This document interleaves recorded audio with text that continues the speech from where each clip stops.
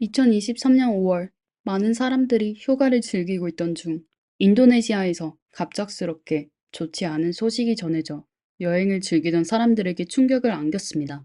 뉴스 보도에 따르면 중국에서 온 한 커플이 발리섬의 고급 호텔에서 숨진 채 발견된 것입니다.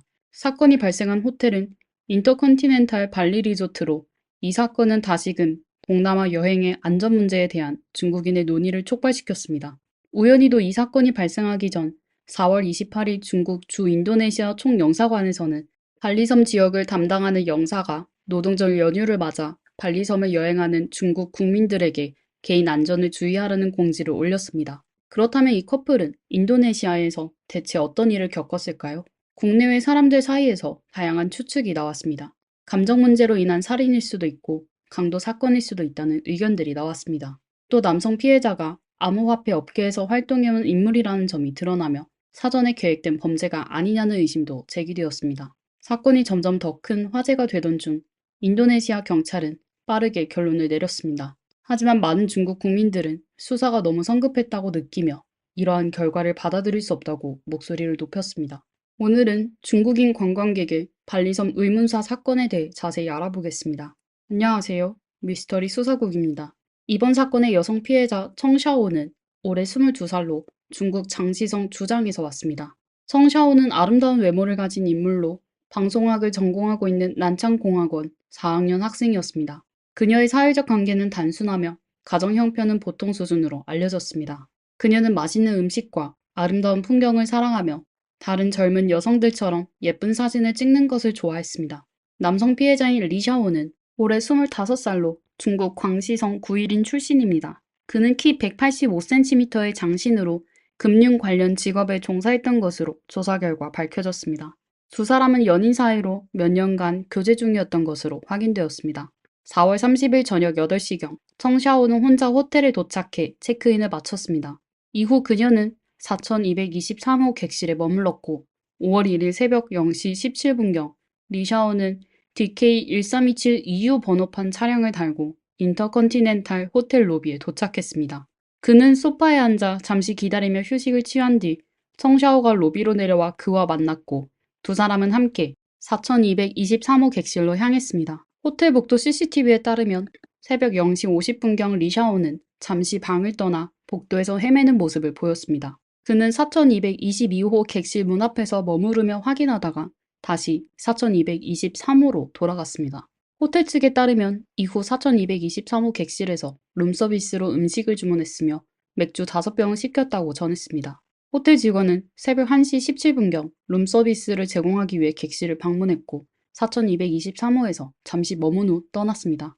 5월 1일 아침 6시 32분경 리샤오는 온몸에 피가 묻은 채 나체로 호텔 복도를 기어다니는 모습이 CCTV에 찍혔습니다. 그는 멀리 가지 못한 채 4223호에서 멀지 않은 복도에 등을 대고 누웠습니다. CCTV 영상에 따르면 리샤오는 복도에서 약 20분간 몸부림쳤고 아침 6시 55분경 완전히 의식을 잃은 것으로 보입니다. 경찰이 공개한 호텔 CCTV에 따르면 룸서비스 이후 리샤오가 방 밖으로 나온 시점까지 약 5시간 동안 4223호 객실에는 아무도 드나든 흔적이 없었습니다. 같은 층에 위치한 4228호 객실에 투숙 중이던 다른 투숙객이 아침 6시 43분경 프런트에 전화를 걸어 복도에서 신음소리와 보험을 요청하는 소리를 들었다고 알렸습니다. 호텔 직원은 해당 신고를 받고도 심각성을 인지하지 못한 채 투숙객의 건강 상태에 문제가 생긴 것으로 여겼습니다. 로비 매니저는 직원들에게 휠체어를 준비하라고 지시한 뒤 문제를 확인하기 위해 올라갔습니다. 그러나 휠체어를 끌고 도착했을 때 리샤오는 이미 숨이 멎은 상태였으며 더 충격적인 것은 4223호 객실의 여성 투숙객 청샤오가 나체로 욕조 안에 누워 숨져 있었다는 점입니다. 법의학 검사 결과 청샤오의 몸에는 외상이 발견되지 않았습니다. 그러나 그녀의 이마, 팔, 다리에는 긁힌 상처가 있었으며 목 부위에는 선 형태의 멍자국이 관찰되었습니다. 이는 끈과 같은 물체로 눌린 흔적으로 보이며 생전 목졸림을 당했을 가능성이 제기되었습니다. 청샤오가 욕조에서 발견된 점을 고려할 때 그녀의 윗속에서 많은 양의 액체가 발견되었고 기관에서는 산소 부족의 흔적이 관찰되었습니다. 보고서에 따르면 그녀는 목이 졸려 기절한 뒤 익사했을 가능성이 높으며 코와 입에서도 액체가 흘러나왔습니다. 법의학팀은 이 액체를 채취해 독성 검사에 착수했습니다. 최신 언론 보도에 따르면 발리 경찰의 법의학 실험실 책임자는 독성 검사에서 살충제, 위험약물, 마취제 또는 알코올 성분이 발견되지 않았다고 밝혔습니다. 법의학 검사 결과 리샤오의 몸에서는 양쪽이 열린 상처가 발견되었으며 이는 날카로운 물체에 의해 생긴 것으로 추정됩니다. 초기 조사에 따르면 이 상처는 맥주병 유리 조각에 의해 생긴 것으로 보이며 상처 길이는 약 11cm에서 12cm에 달합니다. 그의 등에는 여러 개의 상처가 있었으며 양쪽 팔에도 절개 상처와 몇 개의 긁힌 상처가 발견되었습니다. 경찰은 현장의 정황을 종합했을 때 두 사람의 개인 소지품과 금품은 도난당하지 않았으며 CCTV에서도 제3자가 방에 드나든 흔적은 발견되지 않았다고 밝혔습니다. 또한 피해자들의 의류에 훼손 흔적이 없었고 이는 두 사람이 자발적으로 옷을 벗은 것임을 시사합니다. 따라서 경찰은 제3자에 의한 강도 또는 폭행 가능성을 배제했습니다. 이 사건이 인도네시아의 유명 관광지에서 발생한 만큼 인도네시아 정부는 즉각적으로 사건에 주목했고 경찰은 대규모 조사에 착수했습니다.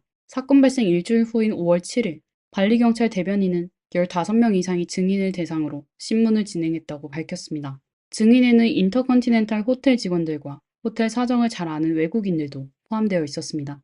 인도네시아 관광 및 창의 경제부는 언론 인터뷰에서 중국인 관광객의 죽음에 깊은 애도를 표하며 현재 경찰이 사건에 대해 전력을 다해 조사하고 있으며 이미 초안 보고서를 작성했다고 밝혔습니다. 이 사건이 외국에서 발생한 탓에 중국 네티즌들은 충분한 정보를 얻지 못했습니다. 그들은 일부 뉴스 보도와 다른 네티즌들의 추측을 통해 사건을 이해하려 했습니다. 일부 네티즌들은 소셜미디어에 자신의 의견을 게시하며 자신이 해당 호텔에 직접 방문했던 경험을 바탕으로 이 인터컨티넨탈 호텔에 안전상의 문제가 있다고 주장했습니다. 그들은 호텔 외부의 공공해변에서 비투숙객도 쉽게 호텔로 들어올 수 있으며 객실 발코니 문이 덧문식으로 되어 있어 외부인이 발코니를 통해 객실에 진입할 가능성이 있다고 말했습니다. 또한 호텔 부지가 넓고 객실이 여러 구역에 분산되어 있어 보안 요원이 모든 층과 방을 빠르게 순찰하기 어려운 상황이라고 덧붙였습니다. 하지만 발리 경찰은 조사 후 이 호텔이 안전 기준에 미달하지 않았다고 결론 내렸습니다. 5월 16일 현지 경찰은 총 31명의 증언, CCTV 영상, 법의학 조사 보고서를 종합한 결과 리샤오의 행동은 자해로 보이며 그의 여자친구 청샤오는 리샤오에게 공격당한 것으로 초기 결론을 내렸습니다. 경찰은 이 사건의 원인이 커플 사이의 문제로 사건이 총 3개의 호텔과 관련이 있다고 밝혔습니다. 피해자인 남녀는 말레이시아에서 발리로 이동했으며 인터컨티넨탈 호텔에 투숙하기 전 발리 사누루에 있는 A 호텔에 머물렀습니다. 그곳에서 두 사람은 다툼을 벌였고 화가 난 리샤오는 B 호텔로 이동해 투숙했습니다. 이후 리샤오는 다시 A 호텔로 돌아와 여자친구를 찾았지만 두 사람은 화해하지 못하고 오히려 더 심하게 다퉜습니다. 이 과정에서 리샤오의 왼손이 다쳤으며 이는 스스로 다친 것으로 추정됩니다. A호텔 프런트 직원은 리샤오의 부상을 보고 상태를 물었고 리샤오는 다툼 중에 스스로 다친 것이라고 인정했습니다. 경찰은 이후 A호텔 객실에서 리샤오의 혈흔을 발견했습니다. 두 번째 다툼의 결과로 리샤오는 다시 B호텔로 돌아갔고 청샤오는 인터컨티넨탈 호텔로 이동했습니다. 5월 1일 새벽 리샤오는 다시 여자친구를 찾아 인터컨티넨탈 호텔의 청샤오 방에 들어갔고 그곳에서 리샤오가 먼저 청샤오를 공격한 후 깨진 맥주병으로 자신의 목을 찔러 자해한 것으로 보입니다. 이 조사 결과가 발표되자 중국 내에서는 많은 의문이 제기되었습니다. 예를 들어 자살을 결심한 사람이 왜 옷을 입지 않았는지, 리샤오가 극심한 고통 속에서도 왜 방을 나와 호텔 복도로 기어가 도움을 요청했는지에 대해 의문입니다. 또한 사건 현장에서 흉기가 발견되지 않았는데 누가 깨진 맥주병으로 자신을 해칠 수 있는지, 이러한 방식의 자해가 과연 가능할지에 대한 의문도 나왔습니다. 더불어 룸서비스 직원이 객실 안에서 오래 머문 이후 리샤오가 왜 옆방인 4222호를 유심히 바라보았는지, 그리고 그 방의 투숙객은 누구인지에 대한 의구심도 제기되었습니다.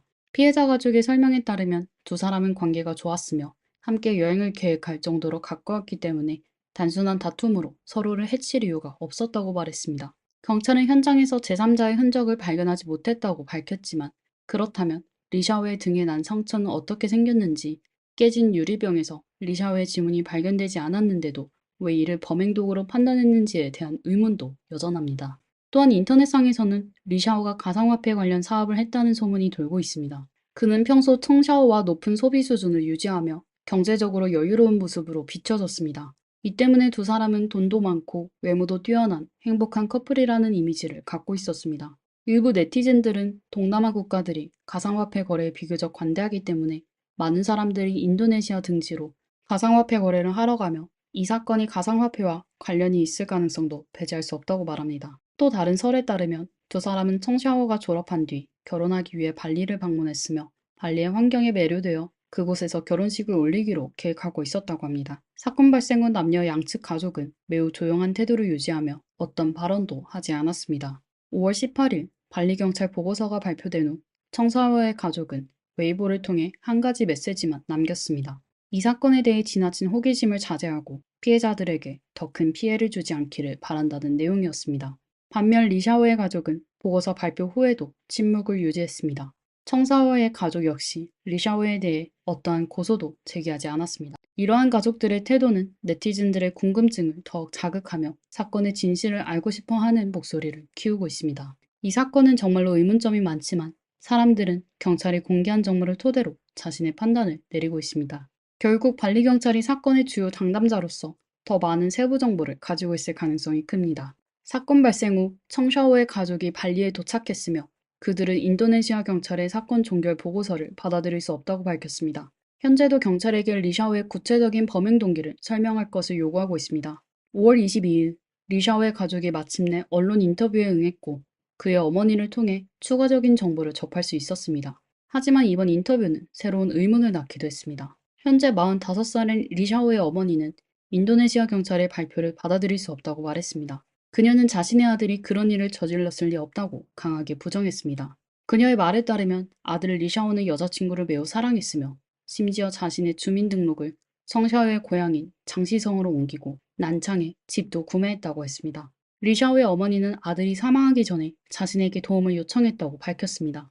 또한 아들이 세상을 떠나기 전 그녀 자신도 먼 곳에서 온 협박을 받았다고 했습니다. 이러한 이유로 아들이 떠난 후 20일이 넘게 그녀는 극도의 불안과 공포에 시달렸다고 합니다. 그녀는 자신을 찾아오는 사람들이 기자인지 아니면 자신을 해치려는 사람들인지 몰라 더욱 두려워했다고 덧붙였습니다. 리샤오의 어머니 발언에는 상당한 정보가 담겨 있었습니다. 리샤오가 어머니에게 도움을 요청했다는 사실이 사실이라면 인도네시아 경찰이 그의 휴대전화를 조사하여 이를 확인할 수 있습니다. 만약 사실로 드러난다면 이는 의심스러운 정황으로 보입니다. 리샤오와 청샤오의 관계는 매우 좋아 보였으며 단순한 다툼으로 서로를 해칠 가능성은 낮아 보입니다. 그동안 남자 측 가족이 침묵했던 이유가 드러났습니다. 리샤오와 그의 어머니 모두 협박을 받은 적이 있어 어머니가 언론에 나서지 않고 사람들의 추적과 괴롭힘을 피하고 있었던 것으로 보입니다. 누가 어떤 이유로 리샤오의 어머니를 협박했을까 하는 의문도 생깁니다. 이는 이번 사건의 진짜 원인이 될 가능성이 있습니다. 리샤오의 어머니는 도움 요청과 협박에 대한 내용을 이미 경찰에 알렸다고 했습니다. 인도네시아 경찰의 결론에 대해 그녀는 불만을 표명하려고 여러 차례 경찰과 관련 기관에 연락했지만 아무런 응답도 받지 못했다고 주장했습니다. 어머니는 리샤오의 성장 과정과 그녀와 아들의 관계에 대해서도 이야기했습니다. 그녀는 20살의 미혼모로 리샤오를 낳았으며 아이의 아버지는 그들을 외면했다고 했습니다. 리샤오가 7살이 되던 해 아이의 아버지가 외국에서 돌아와 양육권을 주장했지만 그녀는 이를 받아들일 수 없다고 했습니다. 그녀는 아들을 혼자 키우는 것이 매우 힘들었다고 고백하며 아들이 태어난 첫날부터 병원에 입원해야 했고 하루 병원비가 수백 위안, 약 5만 7천 원에 달했다고 했습니다. 병원에 수십 일을 머무르는 동안 전 가족이 돈을 빌려야 했으며 이를 갚기 위해 그녀는 리샤오가 돌이 지나기도 전에 길가에서 미용실을 열어 머리를 깎으며 생계를 이어갔다고 전했습니다. 리샤오의 어머니는 누군가로부터 저장성 이후에서는 장사가 잘 된다는 말을 듣고 아들을 데리고 이후로 가서 가게를 열고 장사를 시작했습니다. 리샤오는 중학교 2학년 때 고향인 광시성으로 돌아가 학교에 다녔지만 중학교 3학년 2학기 때 자퇴했습니다. 리샤오의 어머니는 아들이 공부를 못하거나 머리가 나빴던 것은 아니며 자신이 공공장소에서 아들을 때린 적이 있어 그 이후로 아들이 반항적이고 말을 듣지 않게 되었다고 말했습니다. 리샤오의 어머니는 아들이 어릴 적 많은 칭찬을 받았던 것을 기억합니다. 이후에서 초등학교를 다닐 때 선생님은 그를 똑똑하고 잘생긴 학생이라고 칭찬했습니다. 리샤오는 아버지로부터 큰 키를 물려받아 중학교 때 이미 175cm였고 이후 185cm까지 자랐습니다. 온라인에서 제기된 리샤오의 가상화폐 관련 뉴스에 대해 어머니는 자신도 잘 모른다고 밝혔습니다.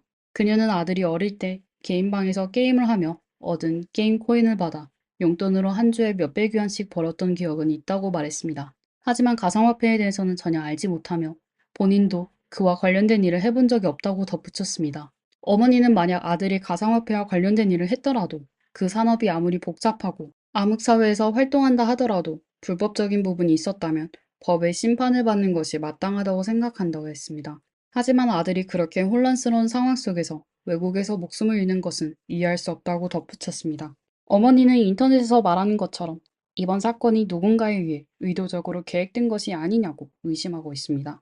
리샤오의 어머니는 자신이 아들에게 충분한 사랑을 주지 못한 것에 대해 자책하고 있었습니다. 생계를 위해 바쁜 탓에 아들에게 신경을 쓰지 못했다고 말했습니다. 특히 과거에 운영했던 카드 게임장이 아들의 성장에 좋지 않은 영향을 미쳤을 수 있다고 스스로를 비난했습니다. 인터뷰 중 리샤오의 어머니는 말하면서 눈물을 흘렸고 기자에게 주사 바늘로 검게 멍이 든 손목을 보여주었습니다. 그녀는 아들의 사건 이후 병원에 입원했으며 심적으로 큰 고통을 겪었다고 말했습니다. 그녀는 아들과의 관계를 돌아보며 아들이 어릴 때부터 내성적이고 고립된 성격이었다고 설명했습니다. 혼을 내도 말 한마디 없이 집 밖으로 나갔다가 늦게 들어와 방에 틀어박히곤 했습니다. 그녀는 자신의 양육 방식을 반성하며 아들이 말을 듣지 않으면 손찌검부터 했고 아들과 깊이 대화한 적은 거의 없었다고 말했습니다. 리샤오의 어머니는 아들이 자신에게 금융 관련 일을 하고 있다고 말했으며 실제로 돈을 벌어 고급 차를 구매하고 난창에 집도 샀다고 했습니다. 아들은 어머니에게도 용돈을 조금씩 보냈는데 그 금액은 모두 합쳐도 수십만 위안 정도라고 합니다. 어머니는 이제 아들이 세상을 떠났으니 난창의 집도 필요 없고 그 집은 청샤오의 어머니에게 넘기겠다고 말했습니다. 인도네시아 경찰이 아들이 청샤오에게 해를 가했다고 말하는 이상 그 재산을 청샤오의 가족에게 주는 것이 보상이라며 청샤오의 어머니도 참 안타까운 사람이라고 했습니다. 리샤오의 어머니는 최근 청샤오의 어머니로부터 인도네시아에서 영상통화를 받았다고 전했습니다. 청샤오의 어머니는 왜 발리에 오지 않느냐고 울며 물었고 리샤오의 어머니는 자신이 아들을 사랑하지 않아서가 아니라 도저히 마주할 용기가 없어서 못한다고 했습니다. 또한 그녀는 자신이 해를 입을까 두렵다고 말했습니다. 어머니는 자신만 있었다면 모든 것을 무릅쓰고 갔겠지만 재혼 후 막내 아들을 키우고 있는 상황이라 쉽게 행동할 수 없다고 설명했습니다. 인터뷰 동안 리샤오의 어머니는 계속해서 자신이 부족했던 감정적 투자를 반성했습니다. 아들이 점점 자라 독립적으로 판단하고 행동하게 된 이후로 그녀는 아들이 하는 일을 거의 신경 쓰지 않았다고 말했습니다. 결국 발리 경찰로부터 전화를 받고서야 아들이 인도네시아에 갔다는 사실을 알게 되었다고 밝혔습니다. 그녀는 최근 2년 동안 아들과 거의 만나지 못했으며 마지막으로 접촉한 때는 2020년 설날이었다고 말했습니다. 그때 그녀는 큰아들과 막내아들을 데리고 외출했는데 한 친구가 그녀에게 이 어린아이는 손자예요? 라고 물었다고 합니다. 친구는 그 아이가 리샤오가 결혼 후 낳은 아들인지 물어본 것이었습니다. 리샤오의 어머니는 그 당시 아들이 아주 밝고 환하게 웃었던 모습을 또렷이 기억하고 있었습니다. 하지만 그 이후 두 사람의 소통은 가끔 안부를 묻는 정도에 그쳤습니다. 리샤오의 성장 과정을 들은 사람들은 아마도 그가 과연 어떤 금융일을 했는지 궁금할 것입니다. 그가 종사한 업계는 일반적인 금융업에 대한 통념과는 달리 특별한 자격 요건이 필요하지 않아 보입니다. 중학교도 졸업하지 않은 리샤오가 이 업계에 진입할 수 있었고 가족의 지원도 없이 성공을 거두었다는 점은 놀랍습니다. 그는 집을 사들이고 고급차를 몰며 명품을 사고 여자친구와 함께 해외여행을 자주 다닐 정도로 경제적으로 여유로웠습니다. 또한 그가 했던 이른바 금융 업무는 상당한 위험성을 동반했던 것으로 보입니다. 그의 생명뿐만 아니라 그의 어머니조차 협박을 받을 정도였습니다. 결국 언론에서 드러난 추가 정보는 명확한 답을 제시하지 못했으며 오히려 더 많은 의문을 불러일으켰습니다. 저는 온라인에서 찾은 정보를 최대한 모아 여러분과 공유했습니다. 네티즌들의 의견, 언론의 보도, 그리고 인도네시아 경찰이 신속히 내놓은 사건 결론을 종합해보면 일부 네티즌들은 인도네시아 경찰의 결론에 동의하며 리샤오가 여자친구를 해친 뒤 스스로 목숨을 끊었다는 판단을 받아들였습니다. 하지만 여전히 음모론이 인터넷에서 퍼지고 있습니다. 음모론을 지지하는 사람들은 리샤오가 가상화폐 업계에서 누군가의 이익을 건드렸고 그로 인해 이 커플이 참사를 겪게 되었다고 주장합니다. 그들은 범인이 CCTV를 교묘히 피하고 발코니를 통해 객실에 진입해 범행을 저질렀을 가능성을 제기합니다. 경찰이 사건을 종결했음에도 불구하고 많은 사람들에게 이 사건은 여전히 풀리지 않는 미스터리로 남아 있습니다. 여러분은 이 사건에 대해 어떻게 생각하시나요? 댓글로 여러분의 의견을 나눠주세요. 오늘의 이야기는 여기서 마치겠습니다. 다음 시간에 또 뵙겠습니다. 안녕하세요. 미스터리 수사국에 오신 것을 환영합니다.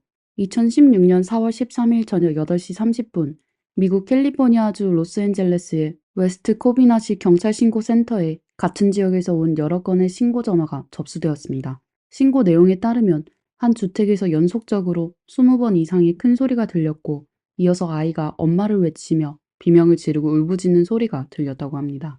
저녁 8시 55분, 경찰이 이스트 오아후 애비뉴 1300번가에 위치한 2층 타운하우스에 도착해 초인종을 눌렀습니다. 집의 남자 주인 카미네로 왕슌리가 문을 열었고, 그는 온몸을 떨며 혼란스러운 모습을 보였으며 정신 상태가 매우 불안정해 보였습니다. 경찰관은 직감적으로 그에게 문제가 있다고 판단하고 즉시 그를 제압하여 통제했습니다. 그들은 집안에서 아이의 흐느끼는 소리를 듣고 소리가 나는 방향으로 향해 1층 화장실 문을 발로 차 열었습니다. 안에는 3명의 아이들이 겁에 질린 채 서로를 껴안고 있었습니다. 이 아이들은 모두 카미네로의 아이였으며 큰딸은 8살, 두 아들은 각각 6살과 3살이었습니다. 특히 가장 어린 남자아이의 잠옷에는 피자국이 많이 묻어 있었습니다. 경찰관들은 아이들을 안전한 곳으로 옮긴 뒤 2층으로 올라갔습니다. 2층 복도에 있는 침실 문 앞 바닥에서 남성과 여성의 시신 도구를 발견했으며 두 사람 모두 10회 이상의 총격을 받았습니다. 남성 피해자 옆에는 고기 자르는 도구가 놓여 있었고 여성 피해자의 얼굴에는 총상 흔적이 남아 있었으며 여러 개의 치아가 부러져 나간 상태였습니다. 두 사람의 상태는 처참했으며 현장은 눈뜨고 보기 힘들 정도로 참혹했습니다. 경찰은 현장에서 소형 휴대용 사격 도구와 긴 총신이 달린 사격 도구를 발견했으며 바닥에는 18개의 탄피가 흩어져 있었습니다. 모든 탄피는 휴대용 사격 도구에서 나온 것으로 확인되었고 범죄 용의자는 바로 이 집의 남자 주인인 카미네로였습니다.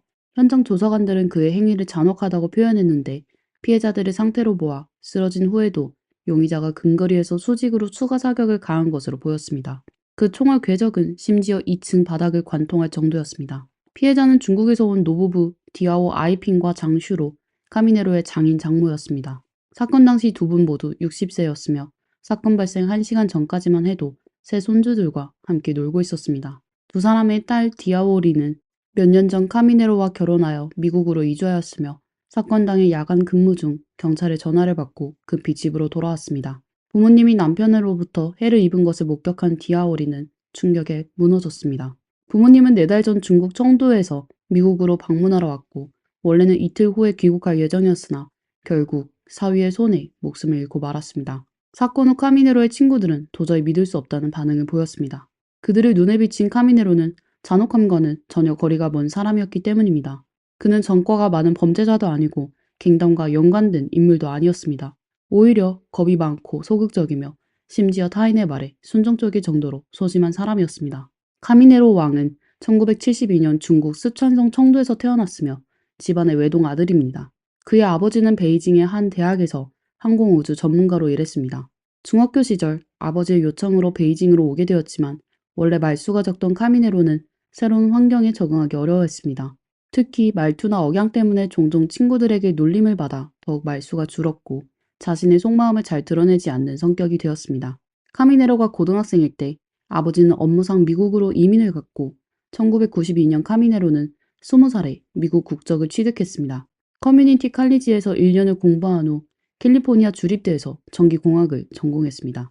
스페인 축구 스타에 대한 존경심으로 카미네로라는 스페인어식 이름을 스스로에게 붙였는데 이는 그가 축구에 열광하는 팬이었기 때문이죠. 카미네로는 미국에서 오랜 생활을 했지만 여전히 사교에 서툴렀고 오직 아는 중국 학생들과만 교류했습니다.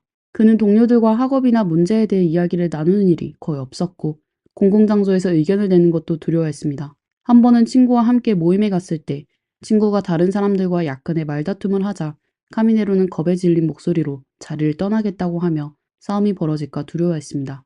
친구들은 그를 매우 겁쟁이라고 평가했으며 심지어 소수의 친구들 사이에서도 중국 친구들이 그를 장난삼아 놀리면 항상 고분고분하고 절대 맞서지 않는 편이었습니다. 그는 1998년 학사 학위를 취득한 후 순조롭게 커리어를 쌓기 시작했고 뉴멕시코주에 위치한 국립전파천문대에서 일하게 되었습니다.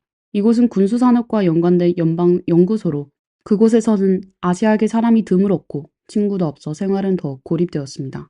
업무와 뉴멕시코주의 느슨한 총기 관리 정책 덕분에 카미네로는 축구 외에 총기 소지에 흥미를 가지게 되었고 점차 사격과 헬스, 사냥에도 참여하게 되었습니다.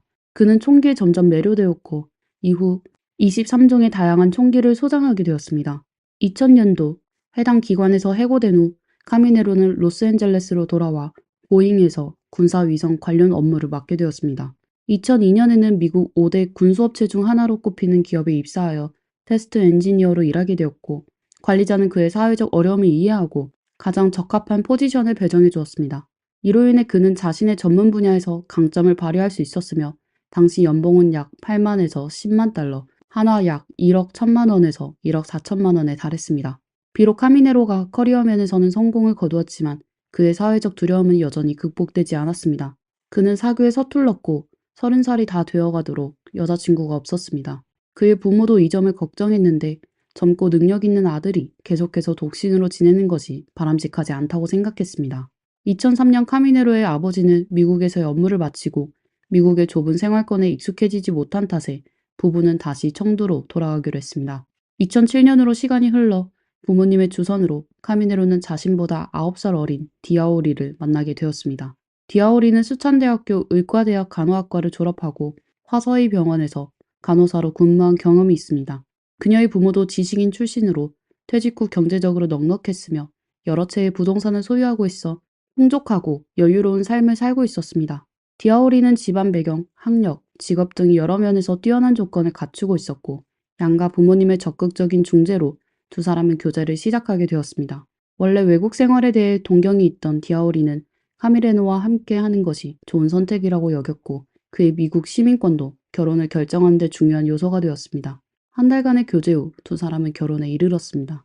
이 결혼은 부모가 주도한 혼사로 볼 수 있으며 남성인 카미네로에게는 나이에 맞춰 결혼한 사례였습니다. 실질적으로는 감정적인 유대감보다는 미국 이민을 목표로 한 일종의 운반형 결혼이었습니다.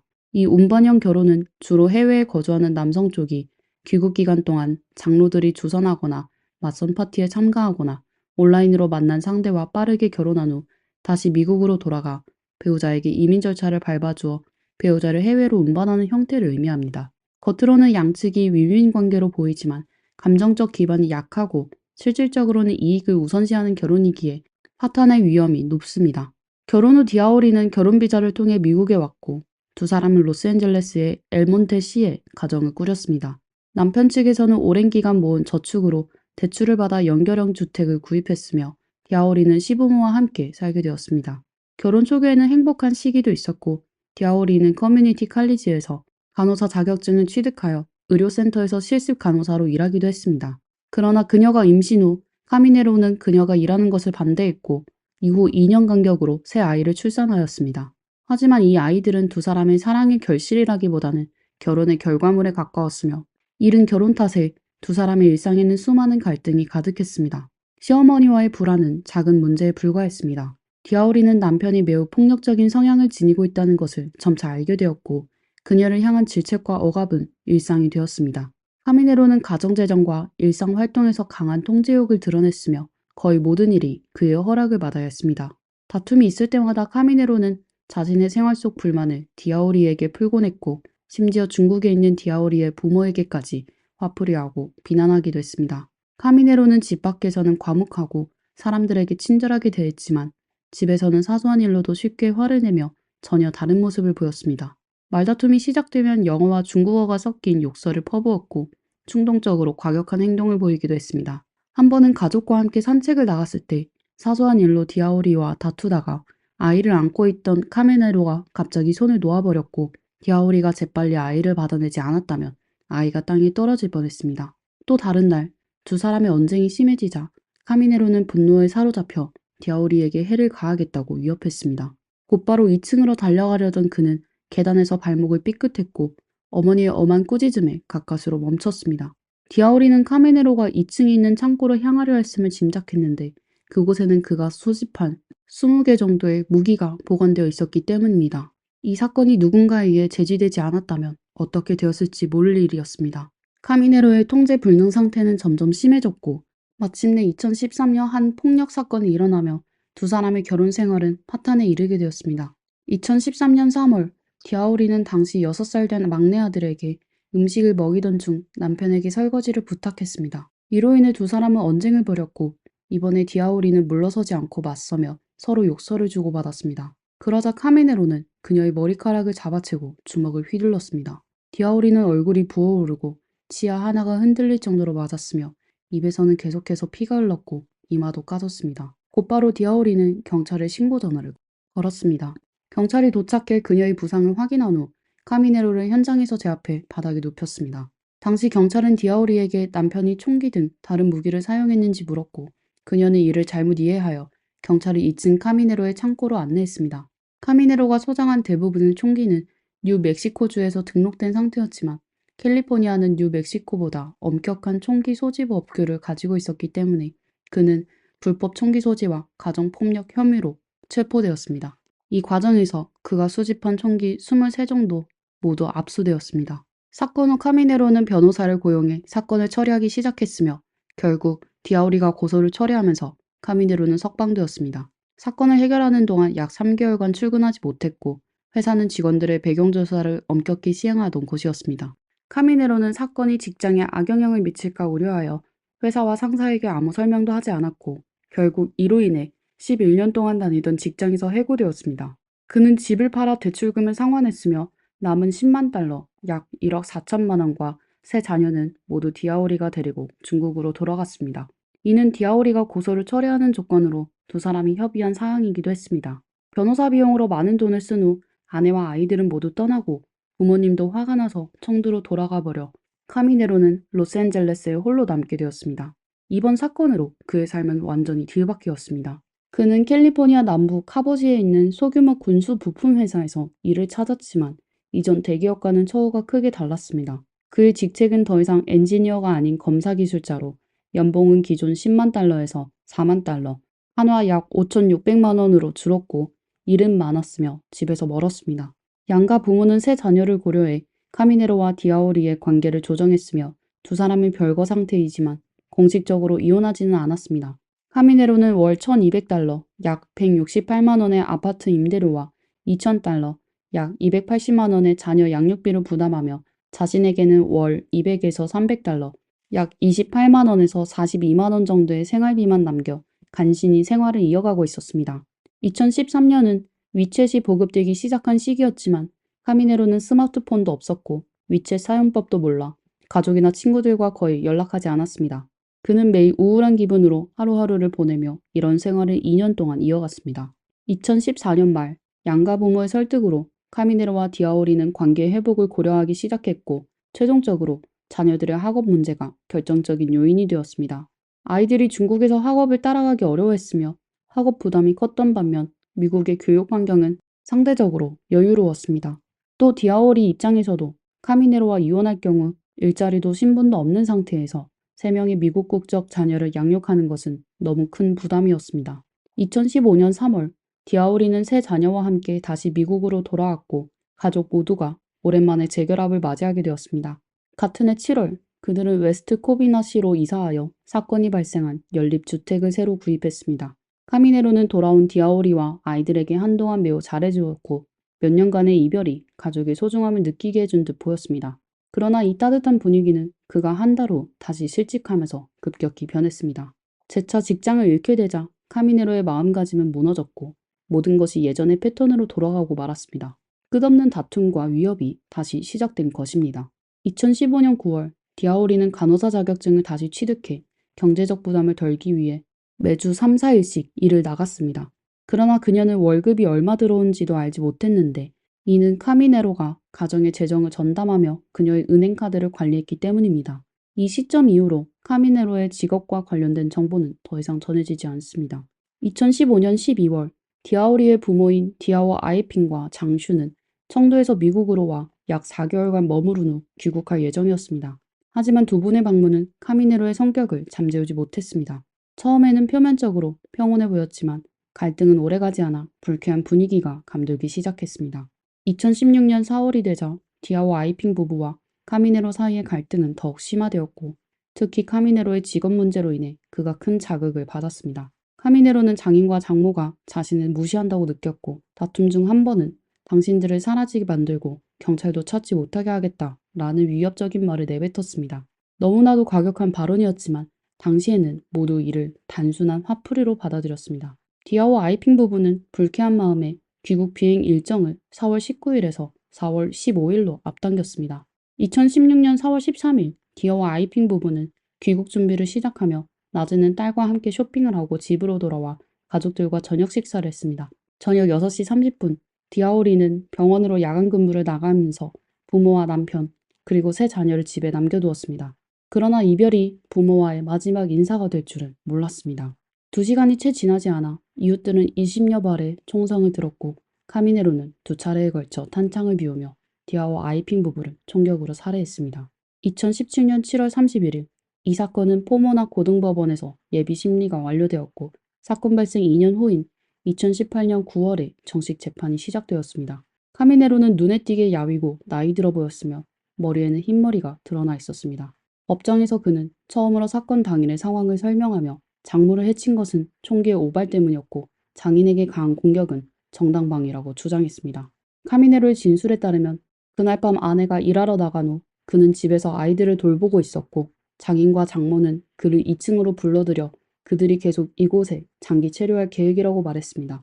카미네로는 이에 즉각 반대 의사를 밝혔고 이 주제로 말다툼이 벌어졌습니다.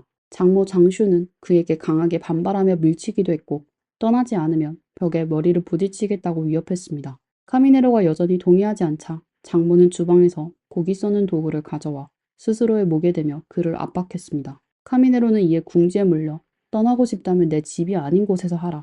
내 집에서 나가고 어디서든 원하는 대로 하라고 말했다고 진술했습니다. 카미네로의 진술에 따르면 장인 디아오 아이핑은 장모의 손에서 흉기를 빼앗아 들고 그의 목을 치겠다고 협박했습니다. 이에 카미네로는 이건 범죄라며 경찰에 신고해 2사람을 본국으로 강제 송환시키겠다고 경고했고 그러면 2번 다시 미국에 올 수 없을 것이라고 말했습니다. 이 말을 듣자 장모 장슈는 즉시 무릎을 꿇고 신고하지 말아달라며 간청했고 디아오 아이핑을 방으로 밀어넣고 문을 닫으며 다시 이야기해보자고 했습니다. 카미네로도 자신의 방으로 돌아가 상황이 가라앉기를 기다렸으나 약 1시간이 지나 몇 차례 불러도 반응이 없자 그는 상대방의 상태를 확인하러 가기로 했습니다. 장인이 흉기를 소지하고 있다는 사실에 겁이 난 카미네로는 사격 도구를 들고 상대방의 방문을 열었습니다. 그 순간 장모 장슈가 갑자기 그의 다리를 붙잡으며 소리를 질렀고 디아와 아이핑도 다가와 사격 도구를 빼앗으려 했습니다. 몸싸움 중 도구가 오발되어 장모의 얼굴과 몸에 총격이 가해졌고 그녀는 즉시 쓰러졌습니다. 이를 본 디아와 아이핑은 흉기를 들고 방으로 뛰어들어왔고 카미네로는 자위 차원에서 어쩔 수 없이 그를 향해 사격했다고 주장했습니다. 긴장한 나머지 그는 방아쇠를 연거푸 당겨 탄창이 빌 때까지 사격을 멈추지 않았다고 진술했습니다. 냉정을 되찾은 카미네로는 장인과 장모가 이미 숨을 거둔 것을 확인하고 깊은 슬픔과 절망에 빠져 스스로 생을 마감을 생각까지 했습니다. 그러나 곧 극도의 분노가 치밀어 올랐고 이 모든 일이 피해자들 때문이라고 생각하며 2사람에게 다시 총격을 가했습니다. 그 순간 그는 아이들이 떠올라 집안을 찾기 시작했고 결국 1층 욕실에서 겁에 질린 채 모여있는 아이들을 발견했습니다. 경찰에 신고하지 않은 이유는 경찰이 현장에 오는 것이 아이들에게 큰 충격을 줄까 두려웠기 때문이라고 했습니다. 그는 경찰서 주소를 구글에서 검색해 아이들을 데리고 자수하러 가기로 했지만 막 집을 나서려던 순간 경찰이 현장에 도착했다고 진술했습니다. 카미네로의 진술에는 많은 허점과 모순이 있었습니다. 우선 피해자들은 사건 발생 48시간 이내에 귀국할 준비를 마쳤고 국내 친척들에게도 이를 알린 상태였으며 갑작스럽게 사위와 함께 계속 머물겠다고 마음을 바꾸는 것은 비합리적이었습니다. 카미네로의 큰딸과 큰아들은 재판에서 증인으로 나섰습니다. 큰딸은 사건 당시 부모와 외조부모 사이에 격렬한 말다툼이 들리자 어린 남동생을 데리고 1층 욕실로 숨었다고 증언했습니다. 막내 아들은 사건 당시 문제가 된 방에 있었는데 첫 번째 총성이 들린 후 혼자 1층으로 내려와 욕실로 숨었으며 그때 그의 잠옷에는 이미 피가 묻어 있었습니다. 큰아들은 몰래 2층으로 올라가 보았고 외할머니가 아빠 앞에서 무릎을 꿇고 있는 것을 목격했습니다. 카미네로는 소리치며 난폭한 모습을 보였고 큰아들은 다시 욕실로 돌아갔으며 이내 연속적인 총성이 들렸다고 합니다. 경찰이 도착할 때까지 카미네로는 2층에서 내려오지 않았고 아이들의 안전도 확인하지 않았습니다. 이는 아이들을 돌보려 했다는 카미네로의 주장과 정면적으로 모순되었습니다. 또한 큰아들은 사건 전 카미네로가 아이들에게 강제로 사격 게임을 하게 했으며 그 목표물이 외조부모였다고 증언했습니다. 사건 후 신체 검사는 디아와 아이핑 부부가 각각 12발의 총격을 받아 대부분이 치명적이었다는 사실을 확인했습니다. 특히 장슈의 입술 주위와 구강 내에서 화약 잔여물이 검출되었는데 이는 총격이 그녀의 입안에서 이루어진 것이며 단순한 오발이 아닌 과도한 공격임을 나타냈습니다. 또한 사격 도구에서 카미네로의 지문과 DNA만 발견되어 도구를 두고 싸웠다는 주장도 근거가 없었습니다. 이 외에도 다수의 증거와 법의학 보고서는 카미네로의 자백 내용이 허구임을 뒷받침했으며 그의 자위 주장 역시 부정되었습니다. 2018년 10월 1일 배심원단은 카미네로에게 1급 상해죄 2건에 대해 유죄를 판결했습니다. 2019년 1월 2일 법원은 그에게 25년간 가석방 없는 종신형을 선고했습니다. 카미네로는 끝까지 죄를 인정하지 않았고 그날 밤 그와 피해자들 사이에 어떤 대화가 오갔고 어떻게 감정이 폭발하여 비극으로 이어졌는지는 여전히 미궁에 남아 있습니다. 무엇이 그를 극단적인 행동으로 몰고 갔는지 혹은 오랜 세월 동안 내면에 쌓인 억울함과 분노가 결국 터져 나왔던 것인지 그 진실은 카미네로 자신만이 알고 있을 것입니다. 이 사건은 한편으론 특정 이민자들 사이에서 반복되는 비극을 보여주는 대표적 사례이기도 합니다. 언론 보도에서도 종종 볼 수 있듯이 이민자들 중 일부는 마치 투명인간처럼 커뮤니티나 사회 속에서 존재를 숨기고 자신을 최대한 감추려 합니다. 그러나 종종 아무도 예상치 못한 순간에 극단적 행동을 저지르곤 합니다. 이러한 사건들의 배경에는 일부 중국계 이민자들이 겪는 큰 생활고와 극심한 정신적 억압이 자리하고 있습니다.